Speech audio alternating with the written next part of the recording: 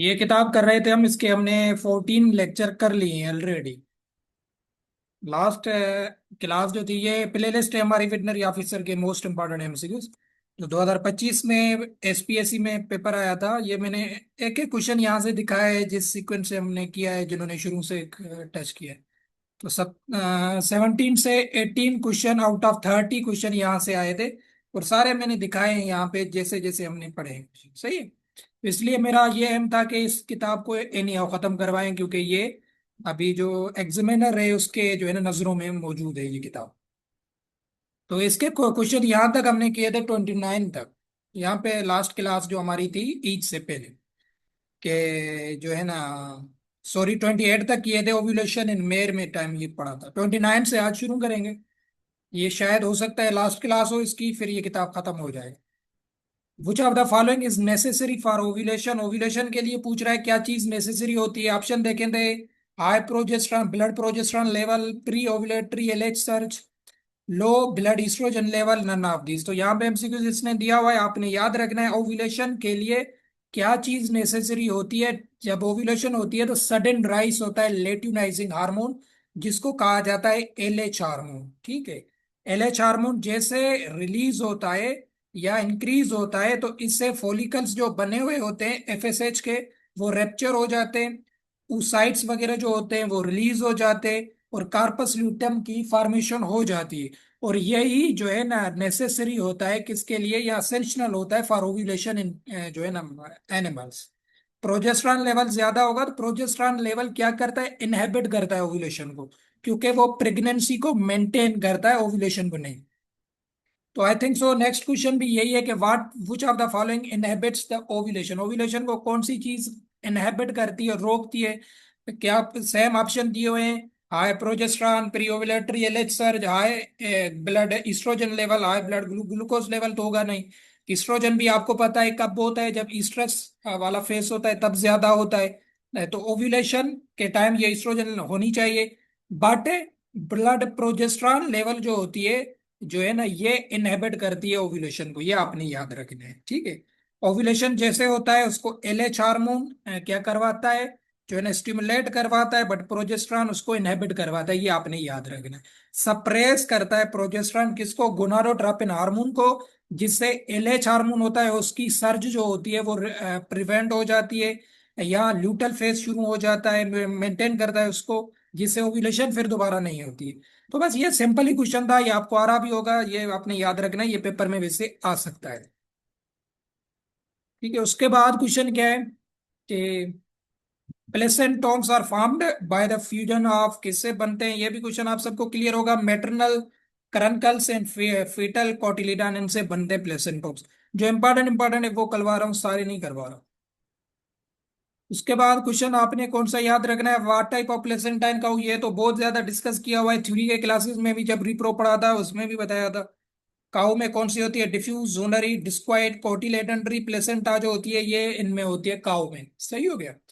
तो diffuse horse वगैरह में होती है, जूनरी किस में होती है, बिच में होती है। ये वैसे मैंने सारे क्वेश्चन पढ़ाए हुए हैं, तो ये क्लियर होंगे आपको। In which species 99% pregnancy occurs in the left uterine. जब भी लेफ्ट यूट्राइन की बात आए 99 प्रेगनेंसी, ये भी वेरी इंपॉर्टेंट क्वेश्चन है, आपने कैमल को जहन में बैठाना है। ठीक है।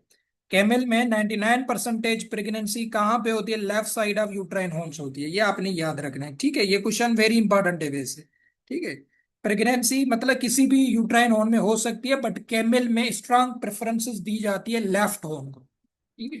तो ये आपस में एक अच्छा एमसीक्यूज है पेपर के हवाले से वेटनरी ऑफिसर में। ठीक है, कि लेफ्ट हॉर्न में किस में सबसे ज्यादा, या 99% इस फॉर्म में क्वेश्चन आ जाए तो होती है, वो होती है किसमें, कैमल की जो स्पेशीज होती है उसमें। ठीक है। तो ये आपने याद रखना।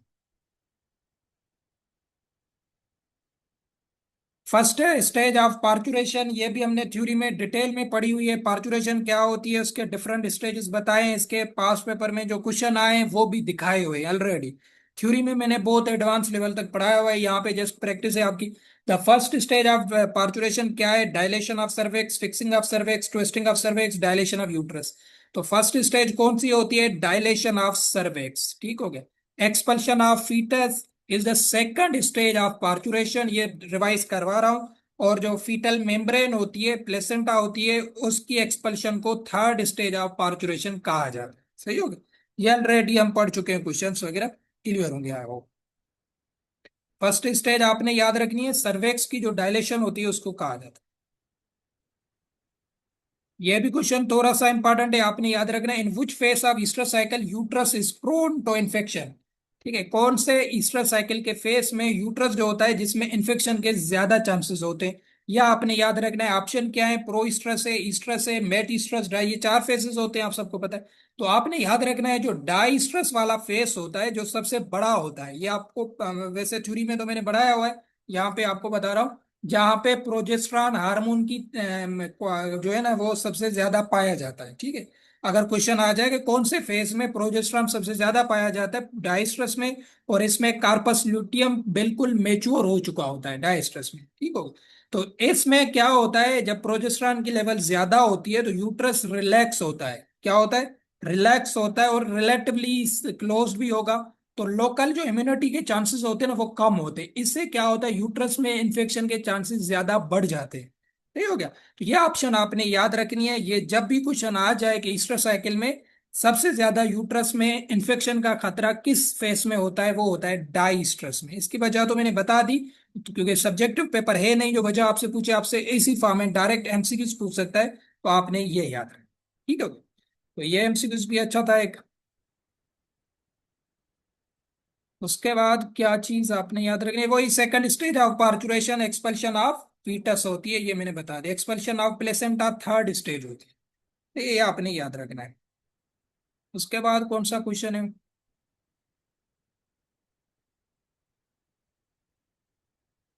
गेस्टेशन पीरियड बफेलो का कितना होता है, 310 दिन, थ्योरी में पढ़ा चुका हूँ, ऑप्शन में भी 310 मौजूद है। 280 किसका होता है, 280 आ जाए, या 283 ये काऊ का होता है गेस्टेशन। सबके गेस्टेशन पीरियड हम सर से पढ़ चुके। Corpus luteum is the principal source of, ये भी 2020 में शायद क्वेश्चन आ चुका है वीओ के पेपर में, एसपीएससी में, कि कार्पस ल्यूटियम किसका सोर्स है, प्रोजेस्टेरॉन हार्मोन का, मैंने ऊपर भी बता दिया था। ठीक है, कार्पस ल्यूटियम कौन सा हार्मोन सबसे ज्यादा बनाता है, प्रोजेस्टेरॉन, क्योंकि प्रेगनेंसी को मेंटेन करना होता है, और ये कौन काम करता है, प्रोजेस्टेरॉन करता है। तो ये आपने याद रखना है कुछ।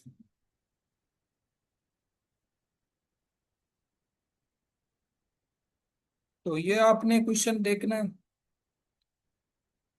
उसके बाद क्वेश्चन जो ये इंपॉर्टेंट है 54 में, the corpus luteum of pregnancy का जो कार्पस ल्यूटम होता है उसको क्या कहा जाता है, ये आपने याद रखना है, उसे कहा जाता है कार्पस ल्यूटियम। यहाँ पे क्या ऑप्शन दिए, corpus luteum स्पोरियम, corpus luteum वेरियम, corpus luteum, या कार्पस हेमोरेजिकम, या अल्बिगंस। ठीक हो गया, तो आपने याद रखना है जो प्रेगनेंसी वाला कार्पस ल्यूटम होता है उसे कहा जाता है कार्पस ल्यूटियम वेरियम कहा जाता है। ठीक हो गया, या वीरियम कहा जाता है। तो ये क्या होता है, ओव्यूलेशन के बाद फॉलिकल्स वगैरह ट्रांसफर, जिसका ट्रांसफॉर्म्स होता है कार्पस ल्यूटम में, तो कार्पस ल्यूटम एम्ब्रियोनिक सिग्नल्स वगैरह को मेंटेन करता है जिससे प्रोजेस्टेरॉन की सीक्रेशन होती है। तो उस टाइप ऑफ कार्पस ल्यूटम को कार्पस ल्यूटियम वेरियम कहा जाता है। ठीक हो गया, ये आपने याद, मतलब functional part of corpus luteum उसे कहा जाता है। हेमोरेजिकम ये जो है ना पोस्ट एवुलेशन वाला कार्पस ल्यूटम होता है, ये प्रेगनेंसी से रिलेटेड नहीं है। और जो है ना जब कार्पस ल्यूटम डिजेनरेट होता है उसको कार्पस ल्यूटियम अल्बिकन्स कहा जाता है, या अल्बिसंस कहा जाता है, जब डिजेनरेशन ऑफ कार्पस ल्यूटम को कहा जाता है। बाकी ये और इतने इंपॉर्टेंट नहीं। अच्छा, उसके बाद आपने क्या चीज याद रखनी है, in a pregnant cow placentomes can be palpated per rectum as early as. Pregnant cow है उसके जो जो है ना प्लेसेंटोम्स है उसको कब पल्पेट किया जाता है, जो अटैचमेंट पॉइंट होती है फीटस की यूट्रस से, जो है ना इस टाइप को प्लेसेंटोम कहा जाता है, जिसमें करंकल और कॉटिलेडॉन दोनों होते हैं, ऊपर बता भी दिया था ये चीज। ठीक है, तो पल्पेट जब आप पल्पेट करते हैं तो वो कब करते हैं प्लेसेंटोम्स को, 75 डे ऑफ गेस्टेशन पीरियड जो होता है, मतलब 283 डेज का गेस्टेशन पीरियड है, तो उसके 75 डे पे जो है ना आप पल्पेट कर सकते हैं इन चीजों को। तो अर्ली प्रेगनेंसी या यूट्रस में चेंजेस वगैरह है उसको देखा जाता है। ठीक है, 75 डेज पे, तो वहां पे बटन लाइक स्ट्रक्चर नजर आ जाती है यूट्रस को। प्लेसेंटोम्स की जब भी बात है तब की बता रहा हूं। उसके बाद what is the chemical nature of GnRH, GnRH कौन सा हार्मोन है, गोनाडोट्रोपिन रिलीजिंग हार्मोन। जीएनएचआर को कहा जाता है गोनाडोट्रोपिन रिलीजिंग हार्मोन कहा जाता है। ये कहाँ से सीक्रेट होता है? हाइपोथैलेमस से सीक्रेट होता है, ठीक है। जो रिप्रोडक्शन हार्मोन होते हैं उनको कंट्रोल करता है एफएसएच और एलएच, ये भी चीजें आपने अपनी क्लासेस में पढ़ी होंगी। तो इसकी पूछ रहा है अभी हमसे केमिकल नेचर के। इसकी केमिकल नेचर क्या होती है? पॉलीपेप्टाइड, वो फैटी एसिड होता है, पॉलीपेप्टाइड होता है, स्टीरॉइड होता है, ग्लाइकोप्रोटीन होता है। तो आपने याद रखना है ये क्या होता है। ये होता है पॉलीपेप्टाइड गोनाडोट्रोपिन। ये भी वेरी इंपॉर्टेंट है एमसीक्यू से, क्योंकि ये it is made of amino acids, ठीक है, कि पेप्टाइड हार्मोन को सिग्नल्स देता है, पिट्यूटरी ग्लैंड पे एक्ट करता है। तो ये पॉलीपेप्टाइड हार्मोन इसको कहा जाता है। स्टीरॉइड नहीं कहा जाता। स्टीरॉइड वो होते हैं जो कोलेस्ट्रॉल वगैरह, जैसे टेस्टोस्टेरोन वगैरह हो गए। तो ग्लाइकोप्रोटीन में फिर जो है ना एफएसएच एंड एलएच आ जाएंगे, वो ग्लाइकोप्रोटीन है। ये शायद मैंने पहले बताया था इसी सीरीज में। बाकी जो गोनाडोट्रोपिन है ये पॉलीपेप्टाइड है, आपने ये याद रखना, ये एमसीक्यू से आ सकता है। ऑक्सीटोसिन इज स्टोर्ड इन, ठीक है, ऑक्सीटोसिन कहाँ पे स्टोर्ड होता है? ये भी आपने याद रखना है। न्यूरो हाइफो हाइफो जो है ना hypophysis, adeno hypophysis, hypothalamus, none of these. Oxytocin क्या होता है? ऑक्सीटोसिन का बताया दिया है कि ये पोस्टीरियर पिट्यूटरी ग्लैंड से निकलता है, ठीक है। तो ये उसको कहा जाता है न्यूरो हाइफोफाइसिस। क्या कहा जाता है? न्यूरो हाइपोफाइसिस कहा जाता है। ये वहां पे स्टोर होता है, ये पोस्टीरियर पिट्यूटरी ग्लैंड का पार्ट होता है जहाँ पे ऑक्सीटोसिन स्टोर होता है और ब्लड स्ट्रीम में रिलीज हो जाता है जब उसकी जरूरत पड़ती है, ठीक है।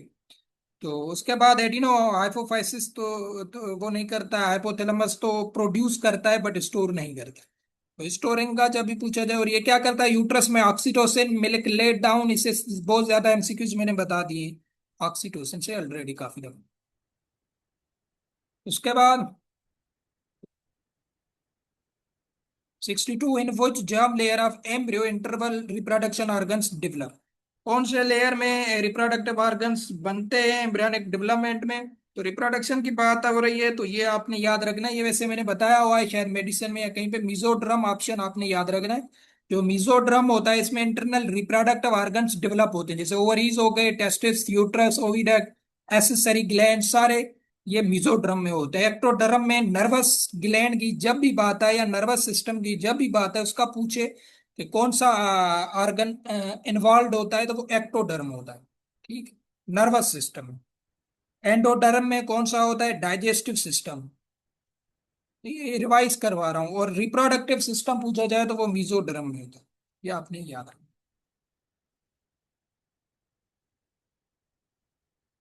एवरेज इजेक्युलेशन वाले में नॉर्मल अडल्ट रेम, ये भी थोड़ा इंपॉर्टेंट एमसीक्यू है कि जो अडल्ट रेम होता है शीप का, तो उसमें जो इजेक्युलेशन की जाती है सीमन की, तो उसका वॉल्यूम कितना होता है? आपने याद रखना है 0.5 से 2 ml। 0 पॉइंट जो शीप का अडल्ट मेल है उसका जो सीमन का वॉल्यूम होना चाहिए, जो है ना वो कंसंट्रे स्पर्म की कंसंट्रेशन ज्यादा होती है बट उसमें वॉल्यूम जो होता है वो वेरी स्मॉल होता है, ठीक है। तो ये वैल्यू आपने याद रखनी, हो सकता है पेपर में आ जाए, तो ये आपने याद रखना। नॉर्मल एजेकुलेशन जो होती है वो 0.5 से 2 ml के दरमियान की जाती है, ठीक है, ताकि फर्टिलाइजेशन बेहतर हो सके या एफिशिएंट हो सके। बुल वगैरह में ज्यादा की जाती है, 3 तो 5 ml तक भी की जाती है।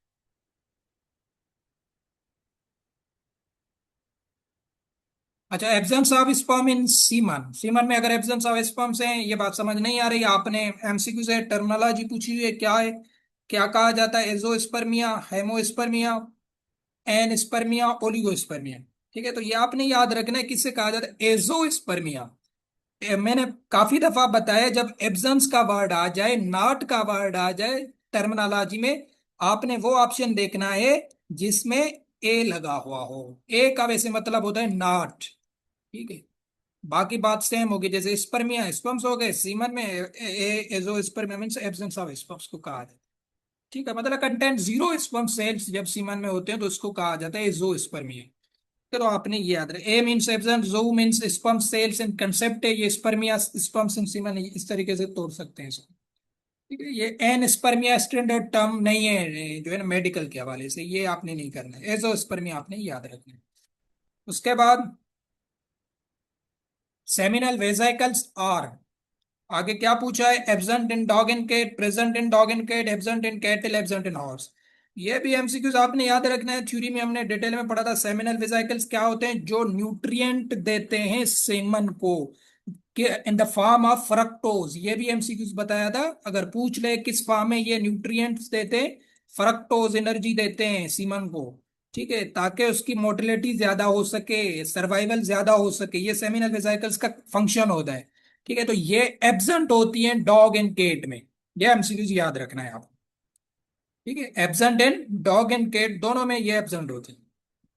ठीक है, इन पे मतलब ये सेमिनल वेसिकल नहीं होते, जो एसेसरी ग्लैंड होते हैं जैसे प्रोस्टेट ग्लैंड है, ये वहां पे सरवाइव करते हैं, वो इनको जो है ना लुब्रिकेशन का काम करता है। सेमिनल वेसिकल्स नहीं होती हैं। तो हमसे अभी यही सिंपल सा पूछ रहा है एमसीक्यू। उसके बाद जो इम्पोर्टेंट क्वेश्चन है, लेडिक सेल प्रोड्यूस क्या करते हैं, ये तो सिंपल सा क्वेश्चन है, ये बता दिया है। सेरोटाइल सेल उसको नर्स सेल का काम करते हैं टेस्टिस में, और जो लेडिक सेल है ये टेस्टोस्टेरोन को प्रोड्यूस करते हैं। ये सिंपल मैंने बताया हुआ है काफी देर। Which of the following hormone is mainly responsible for libido in male? ठीक है, जो डिजायर होती है उसके लिए कौन सा हार्मोन होता है, तो ये मैं बताया प्राइमरी हार्मोन होता है जो हर चीज को मेल में एनहेंस करवाता है, वो टेस्टोस्टेरोन होता है। ठीक है, जो डिजायर होती है, कंट्रोल होती है, वो इससे होती है। जो भी उसमें बिहेवियर होता है, स्पर्मेटोजिनोसिस होती है या करेक्टरिस्टिक्स होते हैं मेल में, ये सारे कंट्रोल करता है मेल में कौन सा हार्मोन, टेस्टोस्टेरोन। ईस्ट्रोजन जो है ना मेल में स्मॉल अमाउंट में होता है, बट लेबिडो के लिए रिस्पॉन्सिबल या वगैरह नहीं होता है, तो ये फीमेल में ज्यादा काम करता है। टेस्टोस्टेरोन मेल में ये करता है। ठीक है, आपने ये याद रखना है। उसके बाद आपने याद रखना है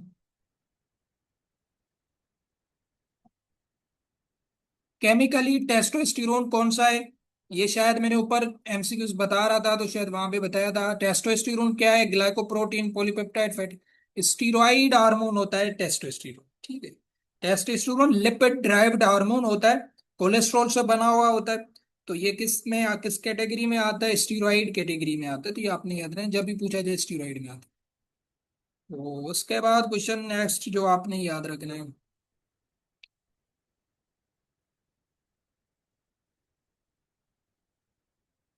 नाइनटी भी देख लेते हैं। When a cow has a persisting corpus luteum on the ovary, her oestrus cycle will be, क्या होगी ईस्टर साइकिल, जब उसमें कंटिन्यूअसली कार्पस ल्यूटियम प्रेसिस्ट करता हो। ठीक है, कार्पस ल्यूटियम प्रेसिस्ट का मतलब है वो रिग्रेस करता हो। ठीक हो गया, तो क्या होगी ईस्टर साइकिल, शॉर्ट हो जाएगी, प्रोलॉन्ग हो जाएगी, नॉर्मल रहेगी, सीज हो जाएगी। ठीक है, तो आपने याद रखना है जब कार्पस ल्यूटियम कंटिन्यूअसली प्रेसिस्ट कर रहा है ओवरी में, तो साइकिल क्या हो जाती है, प्रोलॉन्ग्ड हो जाती है। ठीक है, तो ये आपने याद रखना। तो इसमें प्रोजेस्ट्रॉन क्या होता है, प्रोजेस्ट्रॉन स्टे हाई होता है। ठीक है, स्ट्रेस की जो साइंस होती है बंद हो जाती है। तो इससे क्या होता है, हाई प्रोजेस्ट्रॉन होता है तो ल्यूटल फेज मेंटेन रहता है, स्ट्रेस तो डिले हो जाएगी, तो क्या होगी, तो साइकिल की जो ड्यूरेशन है वो ज्यादा हो जाए। ठीक है, जब प्रेसिस्ट करेगा ज्यादा तो उसमें मतलब रिमेन एक्टिव रहेगा ज्यादा, तो जो ईस्टर साइकिल है वो प्रोलॉन्ग रहेगी, ये आपने याद रखना।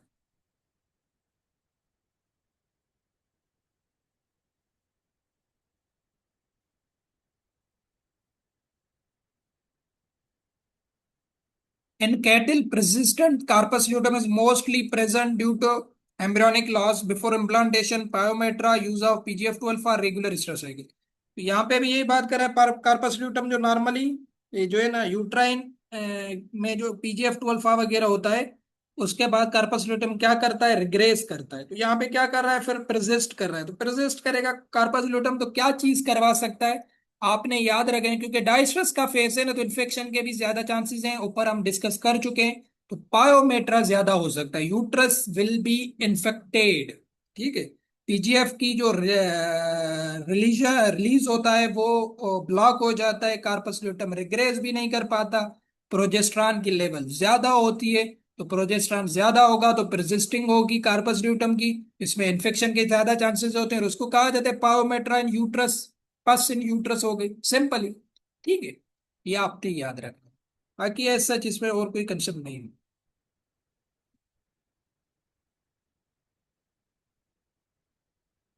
फिर आते हैं ओफ्राइटिस इज डिजीज ऑफ, ये भी क्वेश्चन हम पढ़ चुके हैं। ओफ्राइटिस इज इन्फ्लामेशन ऑफ ओवरी।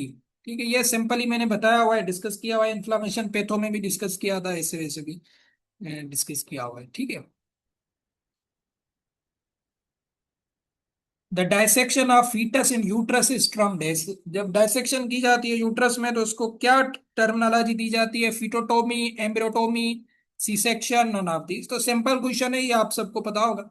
तो फिटोटोमी जो होता है इसे कहा जाता है डायसेक्शन ऑफ यूट्रस को। फिटोटोमी जब फीटस की डेड हो जाता है तो उसको जो डिलीवर नहीं किया जा सकता, तो वो डैमेज वगैरह से बचाने के लिए मदर को फीटोटॉमी परफॉर्म की जाती है, फीटस को डायसेक्ट किया जाता है डिफरेंट पार्ट्स में। इसके लिए टर्मिनोलॉजी क्या है? फीटोटॉमी। ये आपने ही याद रखना।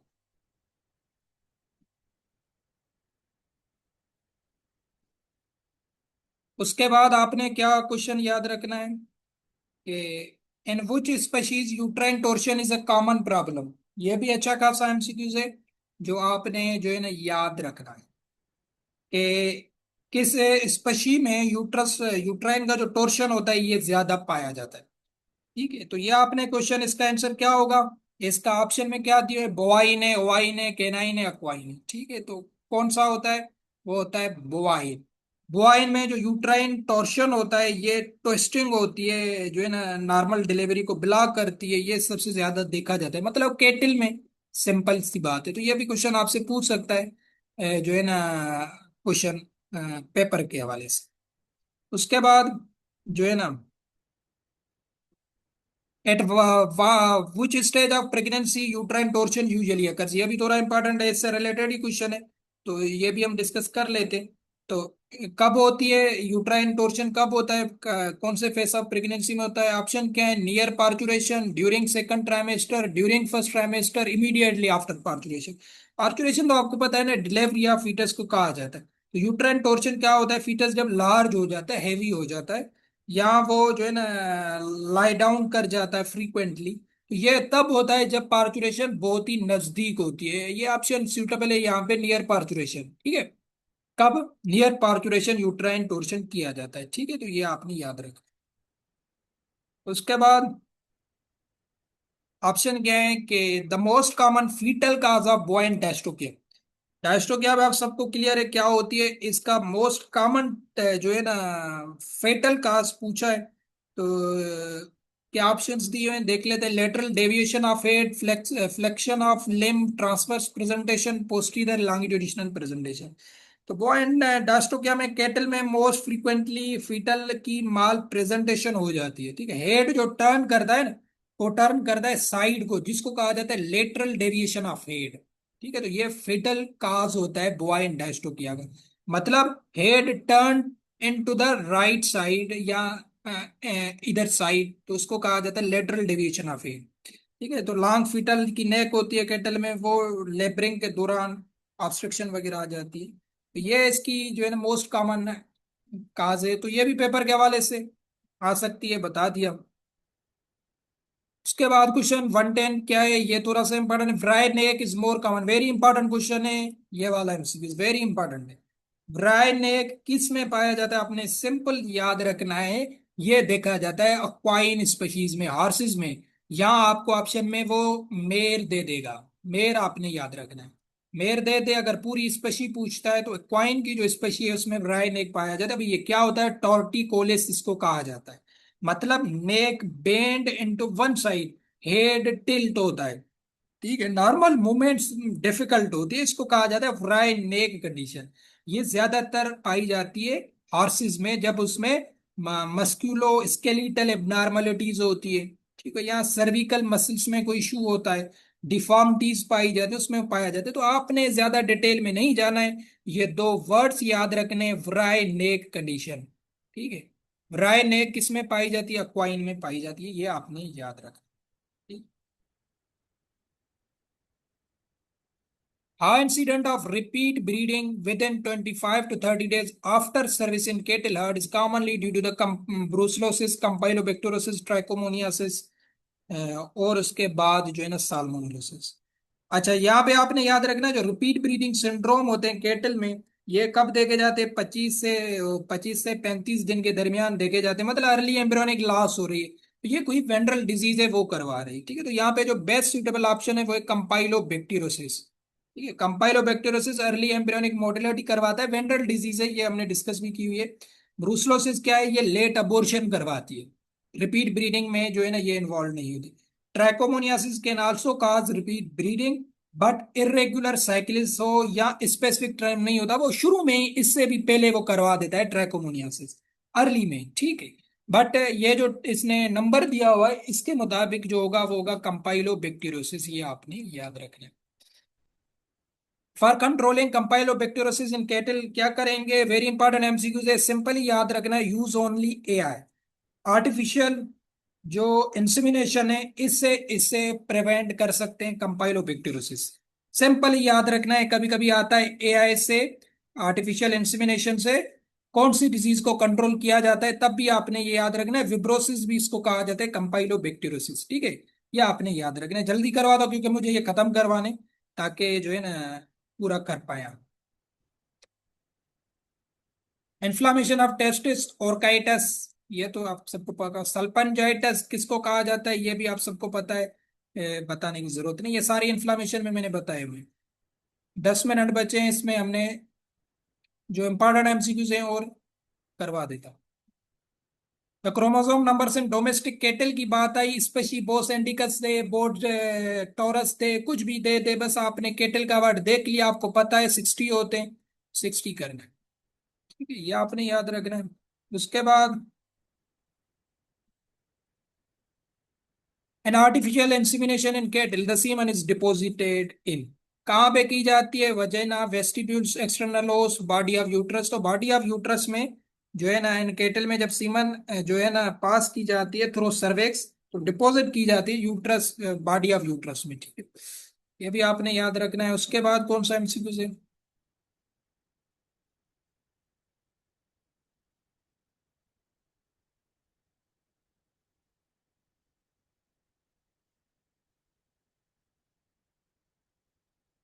The current method of embryo transfer, ये भी आपने याद रखना है, इन बफेलो।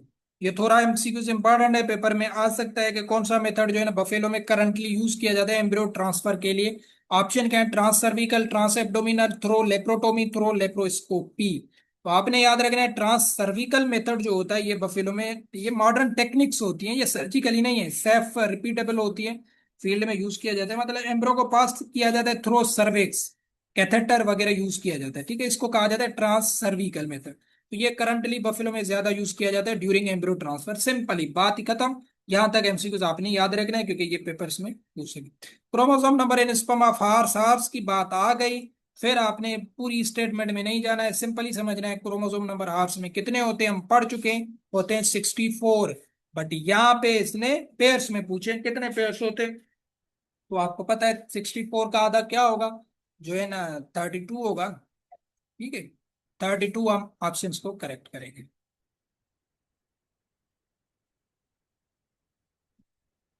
टेम्परेचर लिक्विड नाइट्रोजन का -196 डिग्री सेल्सियस होता है, ये भी सबको पता है। Best temperature thawing of semen theory में बढ़ा दिया था 37 डिग्री 30 सेकंड्स के लिए, ठीक है, तो ये भी मैंने कराया हुआ question. Teasing of bull before mounting results in, ये क्वेश्चन क्या है, इसमें क्या होता है, increase sperm concentration, decrease, increase seminal fluid, decrease prostate clear.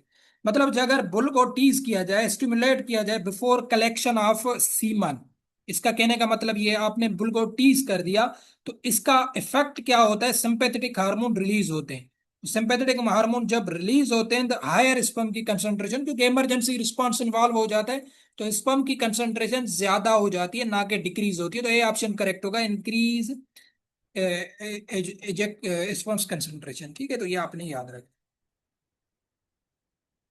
Best quality of bull semen collected किससे होता है, जो है ना आर्टिफिशियल वजेना मेथड जो होता है ये बेस्ट मेथड होता है, ये आप सबको पता होगा, ये जो है ना डिस्कस करने की ज्यादा जरूरत नहीं है। इलेक्ट्रो एजेकुलेशन मेथड जो होता है ये किस में ज्यादातर यूज किया जाता है, young and healthy bulls, trainee bulls, old और injured breeding bulls, none of this. तो इलेक्ट्रो एजुकेशन मेथड जो होता है ना ये बैकअप सीमन कलेक्टिंग मेथड होता है, तो ये ज्यादातर यूज किया जाता है ओल्ड या इंजर्ड ब्रीडिंग बुल्स में, ठीक है, इलेक्ट्रो एजुकेशन। वैसे सब में करते हैं बट इसको जो है ना स्पेसिफाई करके बेस्ट मेथड करके पूछा गया है, जो फिजिकली वीक हो या इंजर्ड हो, जो माउंट नहीं कर पाते हो, तो उनको इलेक्ट्रिकली जो है ना मेथड ये यूज करवाया जाता है एजेकुलेशन के लिए।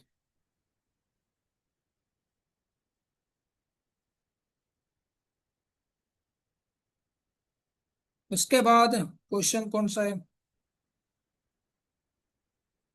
अल्ट्रासोनिकली bovine foetal sexing is done at, कब की जाती है बॉयन की? मतलब अल्ट्रासोनिक फीटल केटल में जो देखा जाता है अल्ट्रासोनोग्राफी सिंपली, तो ये 50 to 60 डेज आपने याद रखना है गेस्टेशन के, तब ये बेस्ट रिजल्ट देता है फीटस के उसका।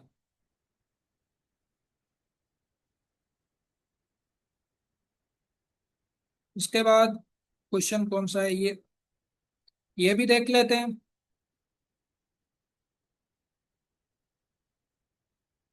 टीजर बुल जो होता है, teaser male, oestrus detection, pregnancy testing, natural mating, इसके लिए होता है, ये डिटेक्ट करने के लिए होता है इस्ट्रस को।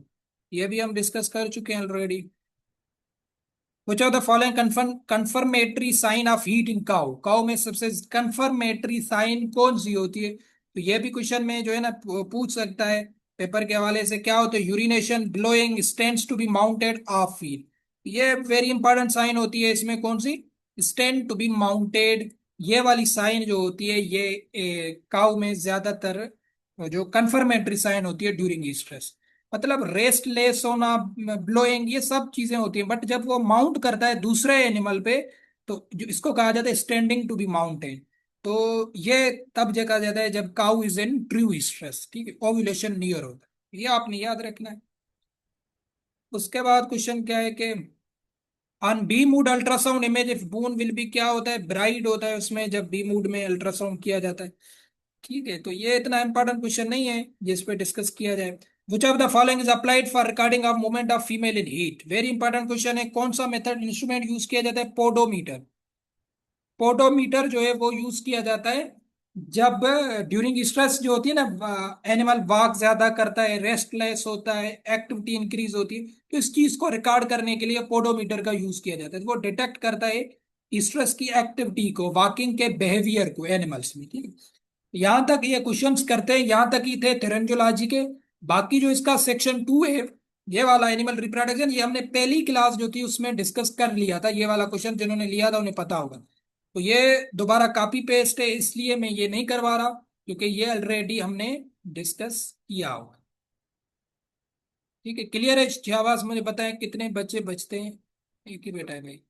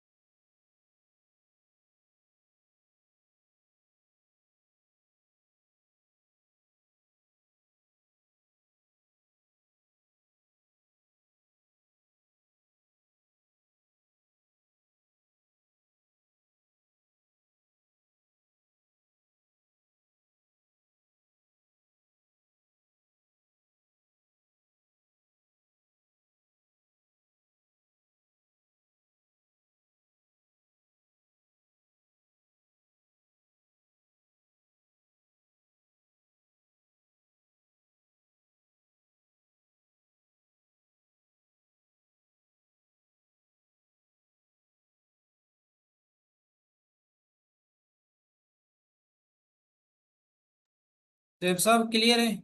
आपका एक क्वेश्चन भी आया हुआ है शायद, एक मिनट। सर एमसीक्यूज नंबर 101, 101 को क्या करना है सर बताएं।